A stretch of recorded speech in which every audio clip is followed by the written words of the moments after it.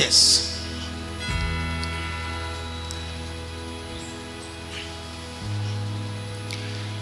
ഇപ്പം നമ്മൾ ഈ സങ്കീർത്തനത്തിൻ്റെ മാധുര്യം കണ്ടോ, ഇവിടെ എല്ലാം പറഞ്ഞിരിക്കുന്ന വാക്കുകൾ കണ്ടോ. അവ പൊന്നിനെയും തങ്കത്തെയും അഭികാമ്യമാണ്. തേനിനെയും തേൻകട്ടയും ഇതൊക്കെ പറയണ്ടെങ്കിലും വലിയ മധുരമൊന്നും തോന്നണില്ലേ? ഇതിൻ്റെ മധുരം ആസ്വദിക്കാൻ സാധിക്കുന്നത് ഈ സങ്കീർത്തനത്തിലെ പ്രതീകങ്ങളെ എന്തർത്ഥത്തിലാണ് പരിശുദ്ധാത്മാവ് അതിൽ കാണുന്നതെന്ന് മനസ്സിലാക്കുമ്പോഴാണ്. അതൊരു പഠനമാണ് കേട്ടോ. ഇപ്പം പഠിക്കാനുള്ള സമയമുണ്ടോ? അല്ലെങ്കിൽ കുറച്ചും കൂടി നേരം ഉറങ്ങണോ? ഈ സമയത്ത് പറ്റണ ക്ലാസ് അല്ല, എന്നാലും നമുക്കൊന്ന് പരിശ്രമിക്കാം അല്ലേ? ഉച്ച കഴിഞ്ഞ് ഇങ്ങനെയുള്ള ഹെവി ക്ലാസ്സുകളൊന്നും പറ്റില്ല എങ്കിലും വി വിൽ ട്രൈ. സങ്കീർത്തനത്തിലൂടെയാണ് നമ്മൾ ഉച്ചയ്ക്ക് മുൻപ് എടുത്ത തീം വന്നത്. ദൈവത്തിൻ്റെ ജ്ഞാനമാണ്, ദൈവത്തിൻ്റെ ജ്ഞാനം ഇല്ലേ? ജ്ഞാനസ്നാനത്തിലൂടെ നമ്മളിൽ ഈ ജ്ഞാനം നൽകിക്കഴിഞ്ഞിരിക്കുന്നു. ഈ ജ്ഞാനം നമ്മൾക്ക് നൽകിക്കഴിഞ്ഞിരിക്കുന്നു. എന്നാൽ അത് ഏതുപോലെയാണ് സങ്കല്പിക്കാവുന്നത്? കുറേ സമ്മാനങ്ങളായിട്ടാണ്. ഒരു സമ്മാനത്തിൻ്റെ പെട്ടി, ഒരു സമ്മാനപ്പെട്ടി എന്ന് പറഞ്ഞാൽ എന്താണ്? Gift box. പക്ഷേ ഈ ഗിഫ്റ്റുകളിൽ ഇപ്പോൾ നമുക്ക് സമ്മാനങ്ങളൊക്കെ ആര് കൊണ്ടുവന്ന് തരാറുണ്ടല്ലോ. പക്ഷേ ചിലപ്പോൾ നമ്മൾ പറയും, എൻ്റെ ദൈവമേ, കഴിഞ്ഞ ഞായറാഴ്ച ഒരു വലിയ ബർത്ത്ഡേ ആയിരുന്നു, ഒരുപാട് സമ്മാനങ്ങൾ വന്നു, എനിക്ക് തുറക്കാൻ പോലും സമയം കിട്ടിയിട്ടില്ല. ഇങ്ങനെയും പറയാറുണ്ടല്ലേ? ഉണ്ടോ ഇല്ലയോ? എന്ന പോലെയാണ് നമ്മൾക്ക് ജ്ഞാനസ്നാനത്തിലൂടെ, സ്ഥൈര്യലേപനത്തിലൂടെ, എല്ലാ ദിവസവുമുള്ള വിശുദ്ധ കുർബാനയിലൂടെ കിട്ടുന്ന സമ്മാനപ്പെട്ടികൾ തുറക്കാൻ നമുക്ക് സമയം കിട്ടുന്നില്ല.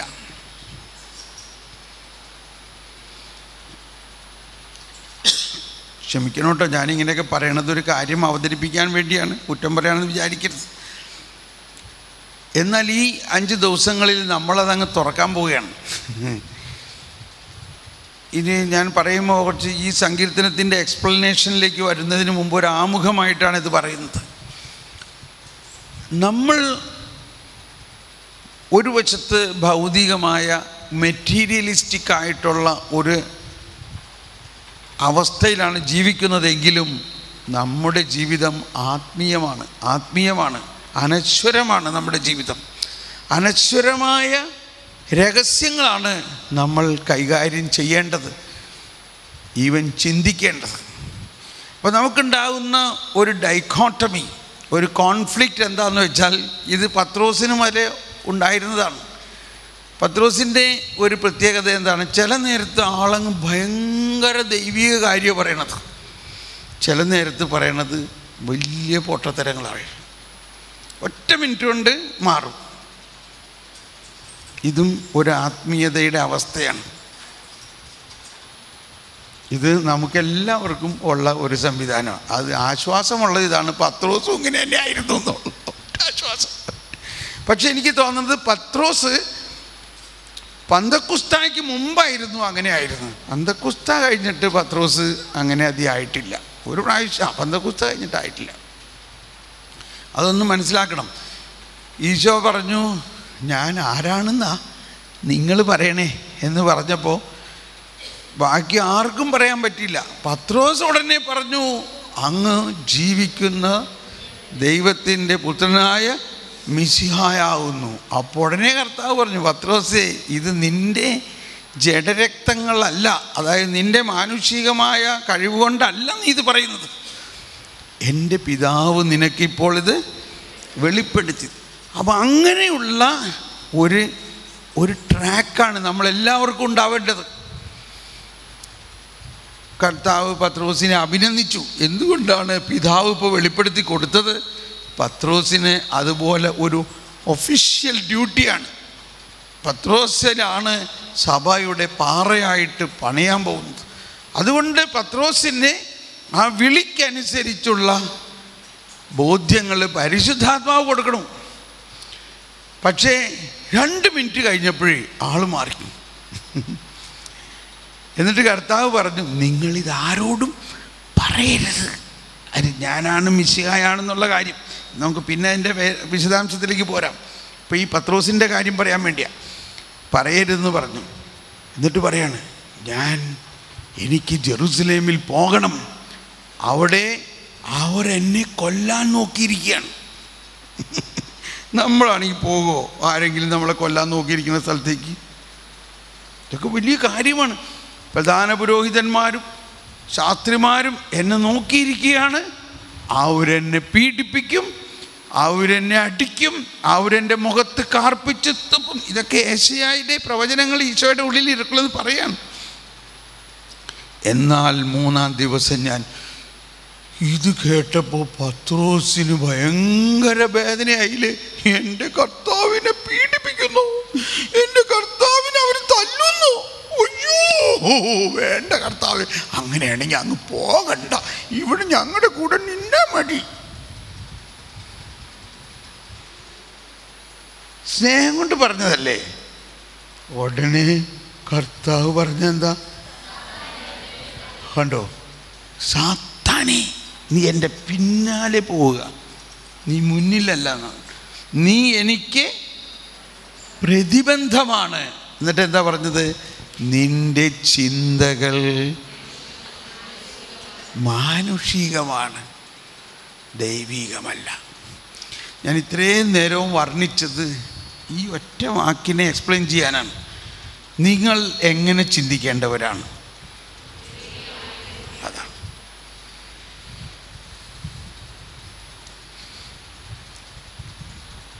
നിങ്ങൾ മാനുഷികമായി ചിന്തിക്കുകയാണെങ്കിൽ എന്ത് സംഭവിക്കും? അവിടെ കർത്താവ് ചിലപ്പോൾ നിങ്ങളോട് ഇങ്ങനെ പറയും. എങ്ങനെ പറയും? സാത്താനെ, എൻ്റെ പിന്നാലെ പോവുക, നിൻ്റെ ചിന്ത മാനുഷികമാണ്. ഇതാണ് റിലീജിയസ് ലൈഫിൻ്റെ ഒരു ചലഞ്ച്. നമ്മൾ പ്രവൃത്തിയുടെ കാര്യം പോട്ടെ, റിലീജിയസ് ലൈഫിൽ നമ്മുടെ പ്രവൃത്തിയുടെ കാര്യം പോട്ടെ, എന്ത് കാര്യമാണ് ഇവിടെ പറയണേ? നിങ്ങൾ എങ്ങനെ ചിന്തിക്കണമെന്നതാണ് പറയണത്. ആ ലെവലിലേക്ക് നമ്മൾ വളരണം. കർത്താവ് നോക്കിക്കൊണ്ടിരിക്കുന്നത് നമ്മുടെ പ്രവൃത്തി മാത്രമല്ല. നമ്മൾ പ്രവർത്തിക്കണമെങ്കിൽ ചിന്തിച്ചാലേ പ്രവർത്തിക്കാൻ പറ്റുള്ളൂ. നമ്മൾ എന്ത് ചിന്തിക്കുന്നുവോ അതാ പ്രവർത്തിക്കുന്നത്. അപ്പോൾ പ്രവൃത്തിയിൽ വരുന്നതിന് മുൻപ്, ഒരു കാര്യം പ്രവൃത്തിയിൽ വരുന്നതിന് മുമ്പ് അതെവിടെ വരുന്നു? അത് ചിന്തയിൽ വരുന്നു. ഈ ചിന്തയ്ക്ക് കടിഞ്ഞാണിടുന്ന ഒരു സൂത്രം കാണിച്ചു തരാം. ഇങ്ങനെയാണ് ഞാൻ അതിനെ മനസ്സിലാക്കിയിരിക്കുന്നത്. നമ്മുടെ തലയിൽ ഒരു പക്ഷി വന്നിരുന്നു എന്ന് വിചാരിച്ചോ, എന്ത് സംഭവിക്കും? ഒരു ചെറിയ കിളി തലയിൽ വന്നിരിക്കുകയാണ്. അത് അവിടെ ഇരുന്നോട്ടെ എന്നും പറഞ്ഞുകൊണ്ട് നടക്കുമോ നമ്മൾ? അത് ഉടനെ ഓടിച്ചു കളയോ? എന്തുകൊണ്ടാണ് ഉടനെ ഓടിച്ചു കളയണേ?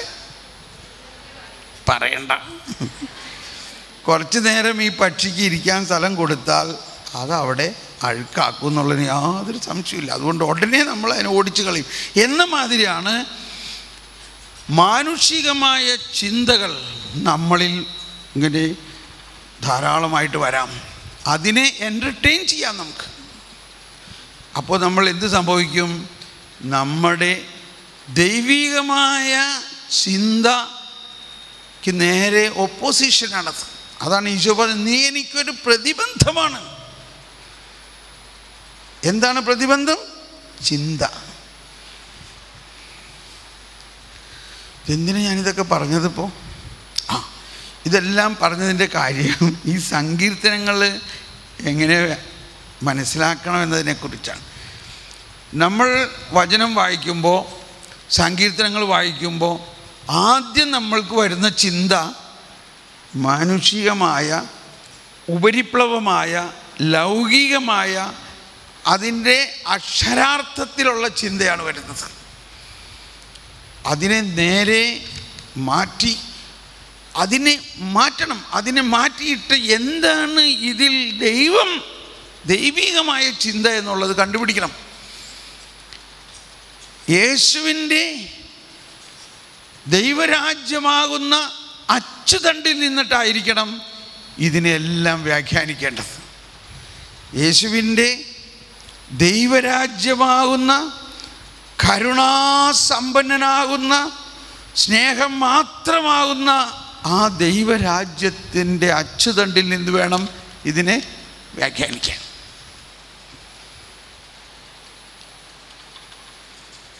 നമ്മൾ അല്പം പോലും ഒരു മാനുഷികമായ ബുദ്ധിയിലൂടെ വ്യാഖ്യാനിക്കരുത്. ഒന്ന് കൈവീശി കാണിച്ച് പ്രൈസ് ദി ലോർഡ്. ഇപ്പം നമുക്കൊന്ന് നോക്കാം. ഇതിൻ്റെ ഈ ഒരു സങ്കീർത്തനത്തിലെ ഈ ഒരു സങ്കീർത്തനം വളരെ വിസ്മയാവഹമാണ്, വളരെ ആനന്ദകരമാണ്. ഇതിൽ നമ്മൾ ആദ്യം കണ്ടുപിടിക്കേണ്ടത് ഈ സങ്കീർത്തനത്തിൽ ഈശോ എവിടെയാണ്. അതാണ് അതിൻ്റെ ഒരു ട്രാക്ക്. ഇങ്ങനെ ചിന്തിക്കണം. എല്ലാ സങ്കീർത്തനവും വായിച്ചു കഴിഞ്ഞാൽ ആദ്യം അതിൽ ഈശോയെ കണ്ടെത്തണം. ഇതൊന്ന് നോക്കിയേ, ഇത്രയും നിങ്ങൾ കേട്ടില്ലേ, ഇതിൽ ഈശോ എവിടെയാണ്? നമുക്കധികം സമയമില്ലാത്തതിൻ്റെ പേര് ഞാൻ തന്നെ പറയാം. എവിടെയാ പറഞ്ഞോളൂ.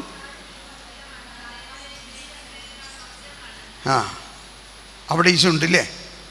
കുറച്ചും കൂടി ക്ലിയർ ആയിട്ട് നോക്കിയേ.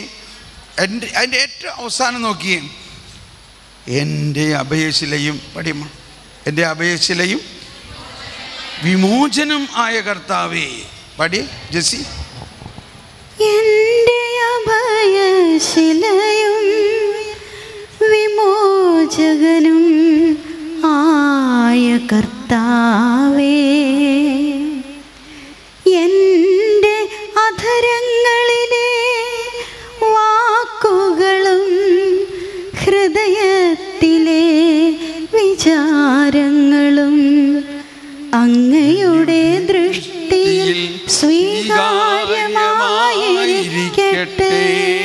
കേട്ടോ, ഇപ്പം നമ്മൾ പറഞ്ഞ ആശയം തന്നെയാണ് ഇവിടെ പറയുന്നത് ഇല്ലേ. എൻ്റെ ഹൃദയത്തിൻ്റെ വിചാരങ്ങൾ പോലും എന്തായിരിക്കണം?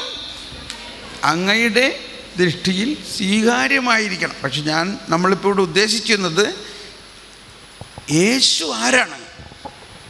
ഈ സങ്കീർത്തനത്തിൽ പറയുന്ന വിമോചകൻ ആരാണ്? വിമോചകൻ? വിമോചകൻ കർത്താവ് ഈശോ മിശിഹ മാത്രമാണ് ഇല്ലേ. പിടികിട്ടി. അപ്പോൾ ഈ ഒരു വാക്കിനെ ഈ സങ്കീർത്തനത്തിലെ വിമോചകൻ ഇല്ലേ ഈശോയെക്കുറിച്ചാണ് പറയുന്നത്. ആണോ അല്ലയോ? ഇങ്ങനെ ഓരോ സങ്കീർത്തനത്തിലും ഒളിഞ്ഞിരിപ്പുണ്ട്. ആരാണ് ഒളിഞ്ഞിരിക്കുന്നത്? ഈശോ. അപ്പോൾ ഇനി വേറെ ഒരുപാട് കാര്യങ്ങൾ ഇതിനകത്തുണ്ട്. അപ്പോൾ ഇതിൽ ഒരു ക്രിസ്റ്റോസെൻട്രിക് അപ്രോച്ച് ആണ്, ക്രിസ്തു കേന്ദ്രീകൃതമായി ഇതിനെ വ്യാഖ്യാനിക്കണം. കാറ്റഗിസത്തിൽ പറയുന്നുണ്ട് 129 ഖണ്ഡികയിൽ ഓരോ ക്രിസ്ത്യാനിയും പഴയ നിയമം വായിക്കുമ്പോൾ എങ്ങനെ വായിക്കണം? പഴയ നിയമത്തിൽ നിന്നൊരു കൊട്ടേഷൻ എടുത്തിട്ട് പെട്ടെന്നങ്ങ് പറഞ്ഞതുകൊണ്ട് കാര്യമില്ല. പഴയ നിയമം മുഴുവനും ക്രിസ്തുവിലൂടെ പൂർത്തീകരിച്ച് കഴിഞ്ഞിരിക്കുന്ന പശ്ചാത്തലത്തിൽ വായിക്കാം. 129. അതിനാൽ മരിച്ചുത്ഥാനം ചെയ്ത ക്രിസ്തുവിന്റെ വെളിച്ചത്തിലാണ് ക്രിസ്ത്യാനികൾ പഴയ നിയമം വായിക്കുന്നത്. Price the Lord. അതെല്ലാവരും ഉച്ചത്തിൽ ഏറ്റുപറഞ്ഞ് അതിനാൽ മരിച്ച് ഉത്ഥാനം ചെയ്ത ക്രിസ്തുവിന്റെ വെളിച്ചത്തിലാണ് ക്രിസ്ത്യാനികൾ പഴയ നിയമം വായിക്കുന്നത്. Price the Lord. ഇപ്പം ഇന്ന് നമുക്ക് ഇന്നത്തെ സുവിശേഷം വായനയുമായിട്ട് അതിനെ നമുക്ക് കണക്ട് ചെയ്യാം ഇല്ലേ. ഇന്നത്തെ സുവിശേഷം എന്തായിരുന്നു? എമ്മാവൂസ് ഇല്ലേ. ആ എമ്മാവൂസിലേക്ക് പോയ സമയത്ത് ആ എമ്മാവൂസിലേക്ക് പോയ ആളുകളുടെ മാത്രമുള്ള ഒരു അവസ്ഥയായിട്ടല്ല കാണേണ്ടത്. അത് ലോകം മുഴുവനും വേണ്ടിയുള്ളൊരവസ്ഥയാണ്. ഈശോ ഉയർത്തെഴുന്നേറ്റിട്ട് കുറേ ജനാവലിയുടെ അടുത്തേക്ക് പോയില്ല. അതിനു മുമ്പ് വലിയൊരു ജനക്കൂട്ടം അവന് ചുറ്റുമുണ്ടായിരുന്നല്ലോ. അവരൊക്കെ എവിടെ പോയി? കുരിശിൻ്റെ ചുവട്ടിലുണ്ടായിരുന്നോ? ഈ ഉത്ഥാനം ചെയ്ത ഈശോ ചെന്നത് ആരുടെ അടുത്തേക്കാണ്? ആരുടെ അടുത്തേക്കാണ്? 2 പേര്. ഈ 2 പേരെ കുറിച്ച് പല വ്യാഖ്യാനങ്ങളുമുണ്ട്. സാധാരണ സിസ്റ്റർമാർ 2ആയിട്ടാണ് പോകാറുള്ളതെന്ന് അവർ പറയും, ഇല്ലേ? പക്ഷേ അവിടെ പറയുന്ന ഒരു കാര്യം, ക്ലെയോപ്പാസാണ് അതിനകത്ത് ഉണ്ടായിരുന്ന ഒരാൾ. അപ്പോൾ അയാൾ സിസ്റ്ററല്ല. അതുകൊണ്ട് ആ വാദമുഖം നമുക്ക് എടുക്കണമെന്നില്ല. എന്നിരുന്നാലും ഒരു ശിഷ്യത്വത്തിൻ്റെ പേരിൽ സമ്മതിക്കാം നിങ്ങൾ. പക്ഷേ ഇനി 2ാമത്തെ ആൾ ആരായിരിക്കാം? ആർക്കെങ്കിലും ഒന്ന് അനുമാനിക്കാമോ? ക്ലിയോപ്പാസ് എന്നാണ് ഒരാളുടെ പേരെന്നറിയാം. അവിടെയുള്ള 2ാമത്തെ ആൾ ആരായിരിക്കാം? വേറൊരു ശിഷ്യ അല്ലെങ്കിൽ ശിഷ്യൻ ആരായിരിക്കാം? പറയ്.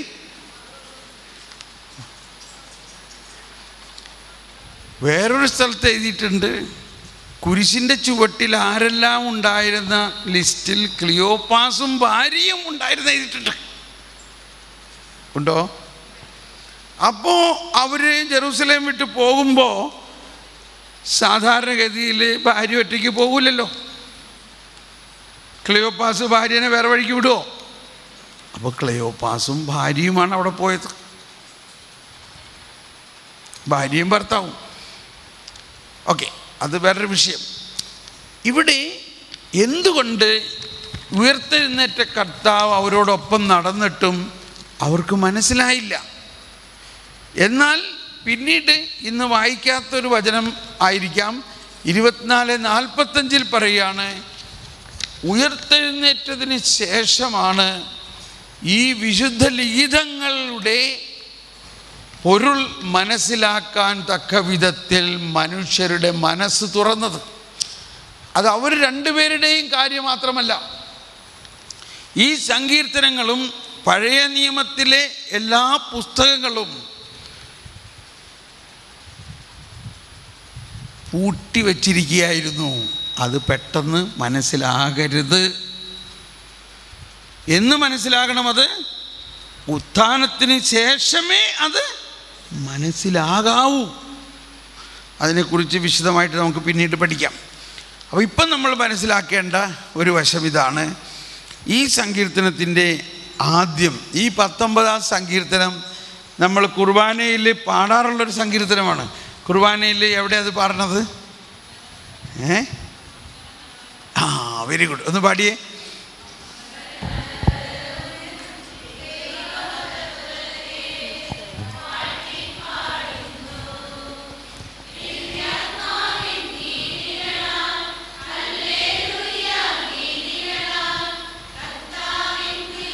ഓക്കെ, അതിൻ്റെ ആ വചനഭാഗം മാത്രം പാടും. അമ്പരമനവരതം ദൈവമഹത്വത്തെ വാഴ്ത്തിപ്പാടുന്നു. അടുത്തത്, പകലുകളോ ഡവിരതമവിടുത്തെ പുകളുര ചെയ്യുന്നു. തൻകരവിരുതല്ലോ വാനവിധാനങ്ങൾ ഉദ്ഘോഷിക്കുന്നു. ഇതിന് നമ്മൾ കൊടുത്തിരിക്കുന്ന വേറൊരു ട്യൂണാണ്. എന്താണ് നമ്മുടെ ട്യൂൺ? ആകാശം ദൈവത്തിൻ്റെ മഹത്വം പ്രഘോഷിക്കുന്നു, വാനവിധാനമവിടുത്തെ കരവേലയെ വിളംബരം ചെയ്യുന്നു. ഓക്കെ, ഒന്ന് കൈവീശി കാണിച്ചേ. ഓക്കെ, എന്തുകൊണ്ടാണ് ഈ സങ്കീർത്തന ഭാഗം വചന പാരായണത്തിന് മുമ്പ് പാടുന്നത്? ഈ സങ്കീർത്തനം കുർബാനയിൽ പാടുന്നത് വചന പാരായണത്തിന് മുമ്പല്ലേ? എന്തുകൊണ്ടാണ്? എന്തെങ്കിലും ഒരു സൂചന പറയാമോ?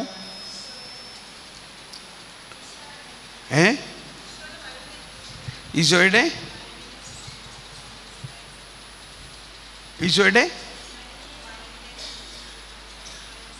ഇച്ചിരി ഉറക്കെ പറയും. ഉറക്കെ പറഞ്ഞില്ലെങ്കിൽ പറയണ കാര്യം ആരും കേൾക്കരുതെന്ന് ഉദ്ദേശിച്ചിട്ടായിരിക്കും പറയണത്. എന്താണ് ഈശോയുടെ വരവിനെ?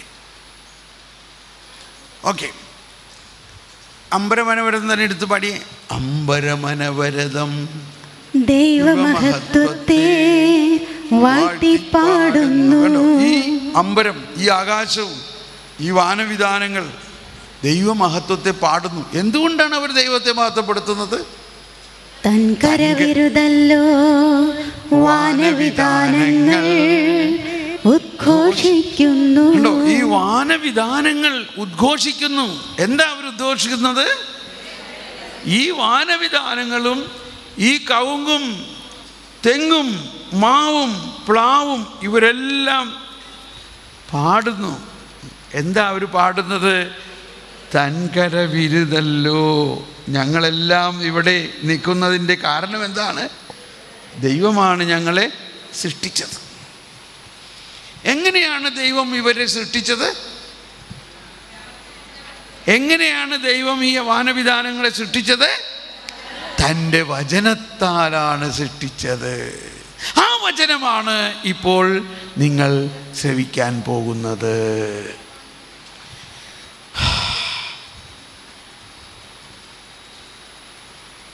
അതാണ് വചനവ്യാഖ്യാനം. വചനം വായിക്കുന്നതിന് മുൻപ് തന്നെ എന്തെല്ലാമാണ് ഈ വചനത്തിലൂടെ ദൈവം ചെയ്തു എന്നതാണ്. പ്രത്യേകിച്ച് സീറോ മലബാർ കുർബാനക്രമത്തിൽ, അതിൽ ആഘോഷമായ കുർബാനക്രമത്തിൽ, അതിലും കൂടുതൽ റാസ കുർബാനക്രമത്തിൽ,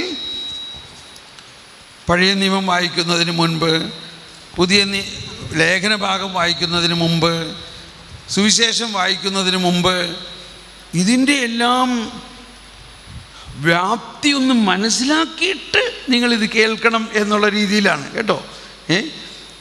അപ്പോൾ ഈ സൃഷ്ടിയുടെ പുസ്തകം, ആ പഴയ നിയമഭാഗങ്ങൾ വായിക്കുന്നതിന് മുൻപ് ഈ സൃഷ്ടാവിൻ്റെ കുറിച്ചുള്ള പ്രകീർത്തനമാണ്.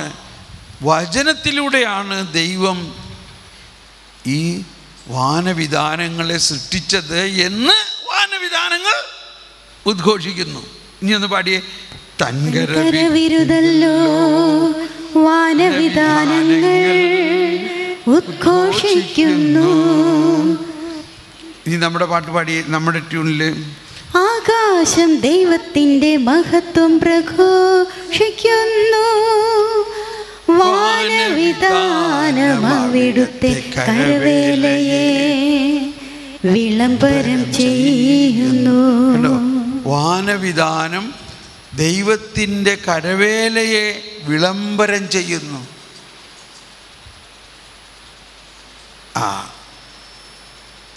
പെട്ടെന്ന് ആ കുർബാനയിൽ 3-4 ഭാഗങ്ങളുണ്ട് വചനത്തിൻ്റെ. ഒന്ന് പഴയ നിയമ വായന, ലേഖനം വായിക്കുന്നതിന് മുമ്പുള്ള വ്യാഖ്യാനം. വളരെ നീണ്ടൊരു വ്യാഖ്യാന ഗീതമാണ്. നമുക്ക് സമയമില്ലാത്തതിൻ്റെ പേരിൽ അതൊന്നും നമ്മൾ പാടാറില്ല. എങ്കിലും ഒരു ശകലം ഒന്ന് പാടി നോക്കാം. എന്താണ്? വിശ്വാസികളെ കേൾപ്പിൻ, സൗഖ്യവുമുയരും പകരും മൊഴികൾ മോദാൻ ദൈവകുമാരൻ നരനായി നമ്മെ മോചിതരാക്കി. ഓക്കെ, ഇത് ഒരു കംപ്ലീറ്റ് വിശ്വാസത്തിൻ്റെ, വചനത്തിലുള്ള വിശ്വാസം. ഞാൻ ഉദ്ദേശിച്ചത് ഇല്ല, ലേഖനം അതെല്ലാം ഇപ്പം ഈ പറയണതെല്ലാം സുവിശേഷത്തിനാണ്. എന്നാൽ ഇത് തന്നെ എടുത്തോ. ഇനി വീണ്ടും സുവിശേഷം വായിക്കുന്നതിന് മുമ്പ് പുസ്തകങ്ങളുടെ ആരംഭത്തിൽ എന്നെ പറ്റി എഴുതിയിരിക്കുന്നു. എന്ത് മനോഹരമാണ്. എഴുതി നരകുലരക്ഷകനാം മിശിഹാരാജൻ തന്മൊഴികൾ, സുവിശേഷത്തിൻ തിരുഗ്രന്ഥം പരിശുദ്ധാത്മനിവേശത്താൽ യൂദയ സഭയിൽ മത്തായി, മർക്കോസ് റോമിലെ ജനതയ്ക്കായി, ലൂക്കായി ഈജിപ്തിലെ സഭയിൽ, യോഹന്നാനെ എഫേസുസിൽ. ഇതെല്ലാം നമ്മൾ കേട്ട് ഇതിൻ്റെ ആ ഡെപ്ത് മനസ്സിലാക്കിയിട്ട് വേണം ഈ വചനം വായിക്കാൻ. ലേഖനം വായിക്കുന്നതിന് മുമ്പ് പൗലോസ്ലീഹയെക്കുറിച്ചൊരു വർണ്ണനയാണ്. എന്താണ് പൗലോസ്ലീഹയെക്കുറിച്ചുള്ള വർണ്ണന? നിഴലാം നിയമം വിട്ട് നൂതന നിയമം പാലിച്ചവനാം പൗലോസ് ശ്ലീഹാ തന്നുടെ മാതൃക നിങ്ങൾ കൈക്കൊണ്ടിടുവിൻ. ഇസ്രായേലിൻ തീഷ്ണൻ ശാവൂലിനയ നാഥൻ പരിചിന്തേടി തിരുസഭ തന്നിൽ തീക്ഷ്ണതയേറും മാതൃക നൽകാൻ. ഒന്നുകൂടി ഉണ്ടല്ലോ. ൂലൻ നിയമം ചാർത്തും തിരശീലകളാലന്ധൻ മിശിഹായവനിൽ തന്നിയമത്താൽ കാഴ്ച പകർന്നു. ഇത് വലിയ കാര്യമാണിത്. ഇപ്പോൾ ഞാൻ ഈ 19-ാം അധ്യായത്തിൻ്റെ വ്യാഖ്യാനം ഇനി നമുക്ക് അടുത്ത സെഷനിൽ നടത്താം. കാരണം അത് ഇച്ചിരി നീണ്ട ഇതാണ്. അതിനു മുമ്പ് എന്തുകൊണ്ടാണ് ഈ സുവിശേഷങ്ങൾ വായിക്കുന്നതിനും ലേഖനം വായിക്കുന്നതിനും പഴയ നിയമം വായിക്കുന്നതിന് മുമ്പ് അറിഞ്ഞിരിക്കേണ്ട ഒരു സാരാംശം ഇതാണ്. നമ്മൾക്കൊരു ക്രോണോളജിക്കൽ അപ്രോച്ചാണ്. ക്രോണോസ് ആൻഡ് കെയ്റോസ് എന്ന് പറഞ്ഞാൽ എല്ലാവരും ക്രോണോസ് ആൻഡ് കെയ്റോസ്. കെയ്റോസ് എന്ന് പറഞ്ഞാൽ ഒറ്റ സംഭവമാണ്. ഒറ്റ സംഭവം, ഏറ്റവും പ്രധാനപ്പെട്ട ഒറ്റ സംഭവം.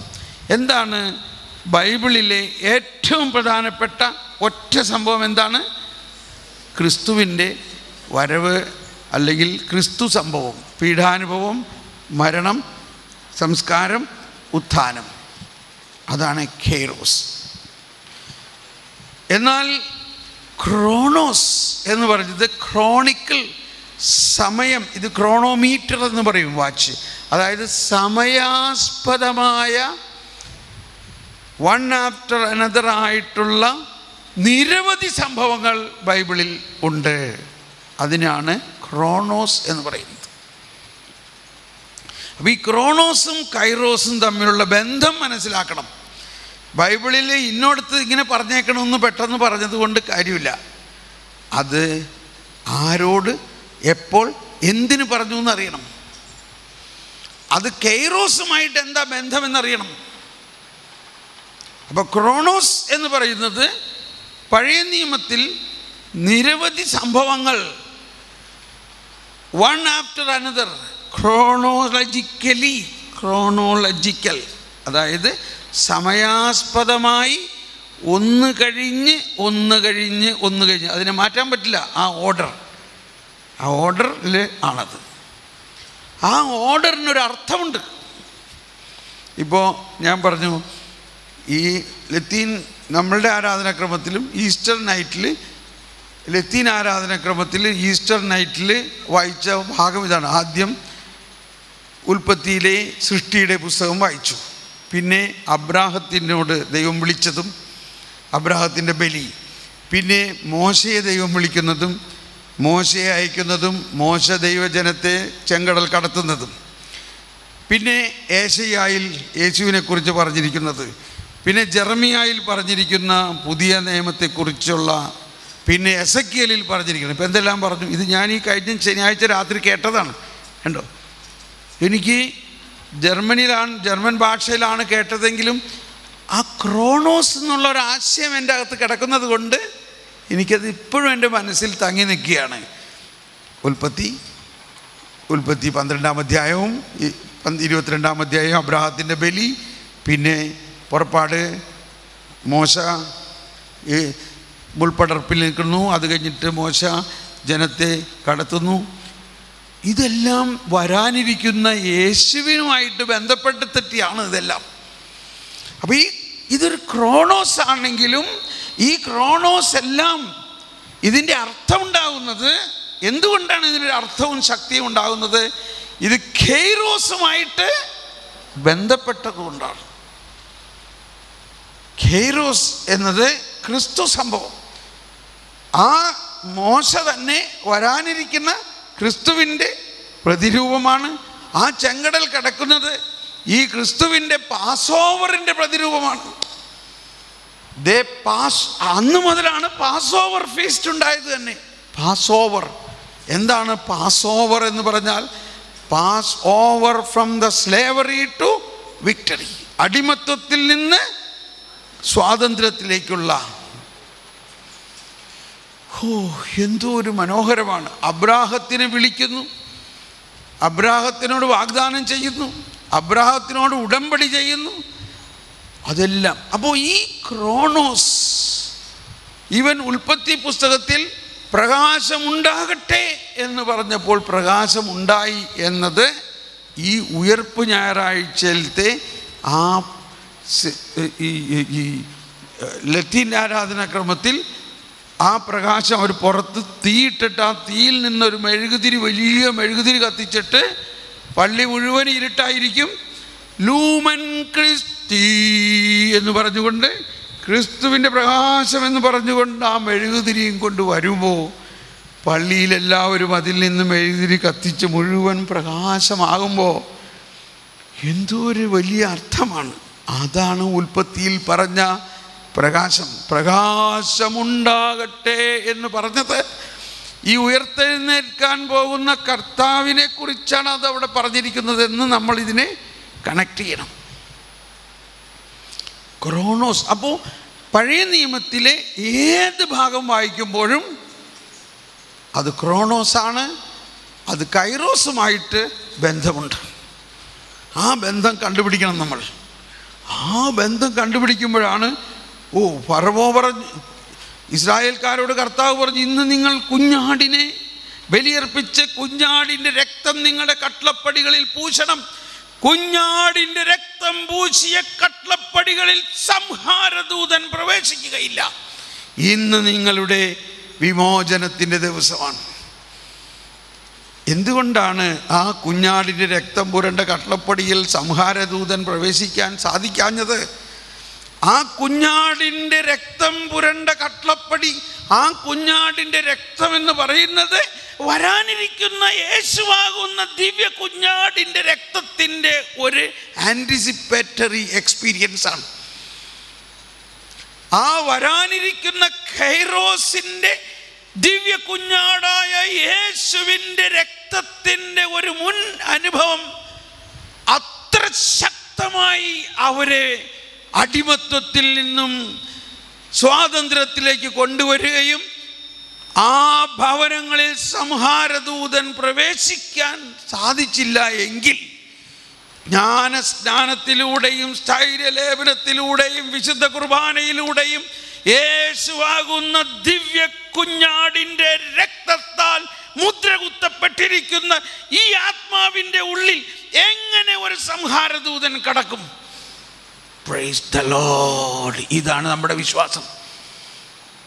ഈ ദിവ്യ കുഞ്ഞാടിൻ്റെ രക്തത്താൽ, ജീവന്റെ അടയാളത്താൽ മുദ്രകുത്തപ്പെട്ടതാണോ നിങ്ങൾ ഓരോരുത്തരുടെയും ആത്മാവ്? ആണോ? ആ ദിവ്യ കുഞ്ഞാടിൻ്റെ രക്തം പാനം ചെയ്യുന്നവരാണോ നിങ്ങൾ? എങ്കിൽ എത്രത്തോളം വലിയ ഒരു ഭാഗ്യമാണ് നമുക്ക് കിട്ടിയിരിക്കുന്നത് എന്ന് മാത്രമല്ല, ഇനി ഏത് സംഹാരദൂതൻ, ഏത് പിശാച്, ഏത് അന്ധകാരത്തിന് നിങ്ങളുടെ ആത്മാവിൽ കിടക്കാൻ സാധിക്കും? ഒരു അന്ധകാരത്തിന് നിങ്ങളുടെ ആത്മാവിൽ കിടക്കാൻ സാധിക്കില്ല. വിശ്വസിക്കുക. സംഹാരദൂതൻ ആ രക്തം പൂശിയ ഭവനത്തിൽ കിടക്കാൻ സാധിക്കാഞ്ഞതിനേക്കാൾ അതിശക്തമായ രീതിയിൽ നമ്മുടെ ആത്മാവിനെ മുദ്ര വച്ചിരിക്കുകയാണ്. ഇത് നിങ്ങൾ വിശ്വസിക്കണം.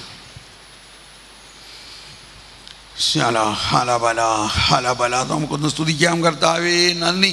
ഈ ക്രോണോസും ഖൈറോസും ആയിട്ടുള്ള ബന്ധത്തിൽ ഞങ്ങളെ വളർത്തണമേ. ഞങ്ങളിപ്പോൾ ഖൈറോസിൻ്റെ ശേഷമുള്ള ക്രോണോസിലാണ്.